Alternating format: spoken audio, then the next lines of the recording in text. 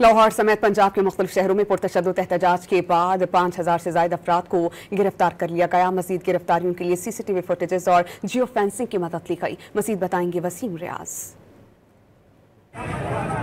سرکاری املاک کی توڑ پھوڑ، بلوے اور پولیس ملازمین پر حملوں سمیت پرتشدد کارروائیاں۔ مذہبی جماعت کے 5600 سے زائد کارکنوں کو گرفتار کر لیا گیا۔ لاہور میں درج 39 مقدمات میں نامزد اور نامعلوم ملزمان کے خلاف کریک ڈاؤن، 681 ملزمان گرفتار ہوئے۔ پولیس حکام کے مطابق جیو فینسنگ اور کلوز سرکٹ فوٹیجز کے تجزیے سے مزید بلوائیوں کو گرفتار کیا جائے گا۔ پرتشدد کارروائیوں کو فروغ دینے والے مدارس کا ریکارڈ اکٹھا کر کے سیل کرنے کی کارروائی بھی شروع کر دی گئی ہے۔ دوسری جانب CCD کی تیار کردہ رپورٹ کے مطابق مذہبی جماعت کو انسانی جان و مال کے ضیاع کا ذمہ دار ٹھہرایا گیا۔ 8 سالوں سے پرتشدد احتجاج میں پولیس، شہریوں اور سرکاری املاک کو نقصان پہنچانے کے شواہد شامل کیے گئے ہیں۔ مذہبی جماعت پر نفرت پھیلانے اور حکومتی رٹ کو چیلنج کرنے کے الزامات ہیں۔ پنجاب کابینہ نے سمری کی منظوری سرکولیشن کے ذریعے دی۔ پابندی کی سفارش انسداد دہشت گردی ایکٹ 1997 کی شق 11B کے تحت کی گئی ہے۔ حکومت پنجاب کی انتظامی اور پولیس افسران نے اہل سنت و جماعت اکابرین سے ملاقات کی ہے۔ انتظامیہ نے یقین دہانی کروائی ہے کہ کسی بھی مسجد کو بند کرنے کا ارادہ نہیں، نماز اور عبادات میں خلل نہیں آئے گا۔ کیمرہ مین عثمان راجہ کے ساتھ وسیم ریاض، ڈان نیوز، لاہور۔